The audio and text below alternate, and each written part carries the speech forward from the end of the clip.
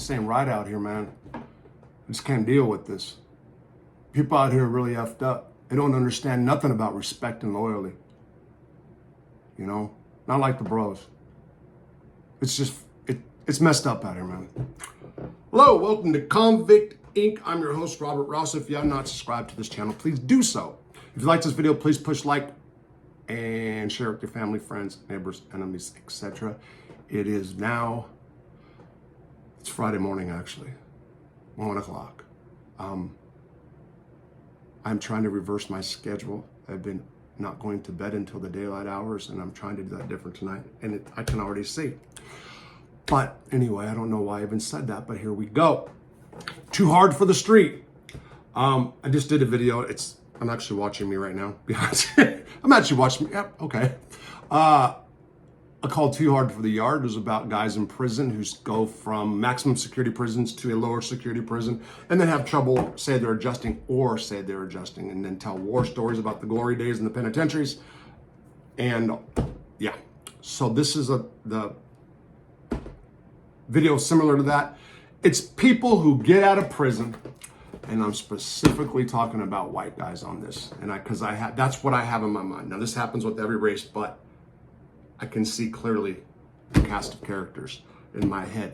So I want to give an example. There are guys that come out of prison, a lot of them who have been tipped up, that means in gangs, okay? A lot of them in their 20s and 30s. They come out, they're tattooed up, they got their head shaved, they got some facial hair rocking it. They come home, they got friends that just did time. Sounds like me, huh? Anyway, they got friends who just did time. And they walk around like they're still in the pen. They have the prison face on a lot of times. All they talk about with their immediate friends and circles who are in and out of prison.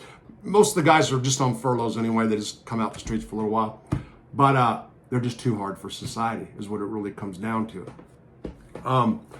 I will say that there are times that I have been, a few times when I have been around people out in society, 3 or 4 weeks ago, when a drunk guy, I thought he was going to say something to me and the person I was with, and I got like that whole, I went somewhere else, I had that whole prison mentality where I checked him out, scoped him out, and I knew exactly what I was going to say, exactly what I was going to do to him. That's not really the exact same thing, but that's an example of not being too hard for the street, but institutionalized, maybe that prison mentality. And I still have it in a lot of different areas. It's true. I'm not too hard for the streets, okay? People can say what they want, that I like prison better, I adjust well, I'm having a problem. They can do all that. But I'm talking about guys that come out and they're just doing it, maybe doing burpees still until they get strung out on drugs. They're doing it up.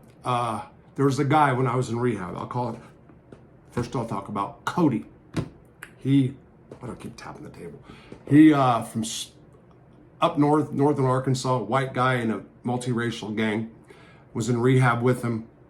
And, he thought, man, I just can't get comfortable out here. Man, I need a knife on me. In rehab, he needed a knife on him. And he did carry like a knife. Then he got out of the kitchen, carried a knife, and threatened up on people and bucked on people. He looked at rehab like we're in prison. And there's some similarities, really. All guys, a lot of the guys are ex-cons, but he, in his mind, was in the joint. When we had a break to go outside, he did yard call, and that's how he carried it. When I got out, I had actually hooked up with them in a way that I shouldn't have, meaning we partied together, and was in a hotel room with him, another guy and a girl, and he's just like, man, it's too hard out here. Well, he was back in prison shortly thereafter. That's where he's at right now. Another one, and this goes back to rehab too. I'll call this guy Tony. I like this guy a lot. A lot of us addicts have delusional thinking for sure. This one had a wife and a girlfriend who knew about each other, and they both allowed him to be with both of them, and he had this whole little thing going. One of them did meth, one of them did not. And he actually was trying not to be too hard for the streets. He had his moments. He was trying not to, but he couldn't handle it. He got into it with the counselor, and he told the counselor to take another step, and he was gonna hit him. For sure, he was going to, 100%.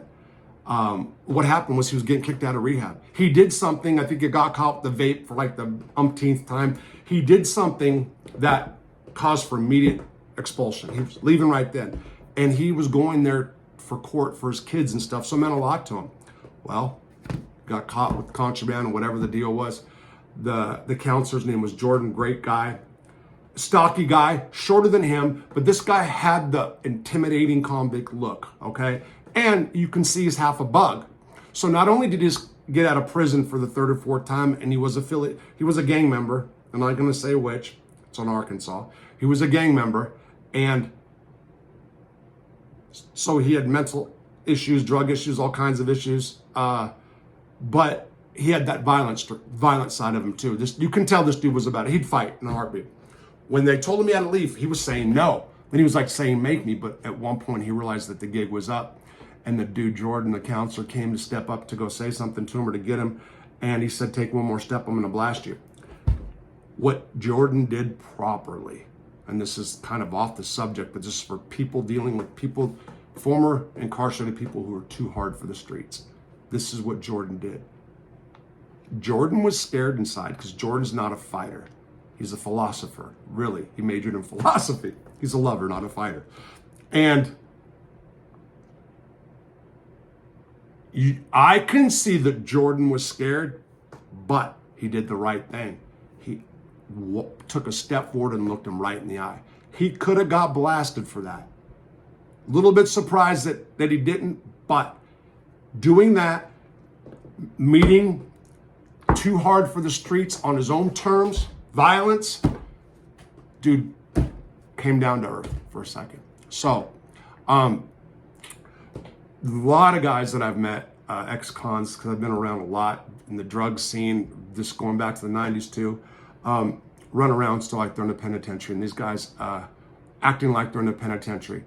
I tell stories about the penitentiary. I don't wander around in my life like I'm in prison. Like when I go to a restaurant, it's not chow call.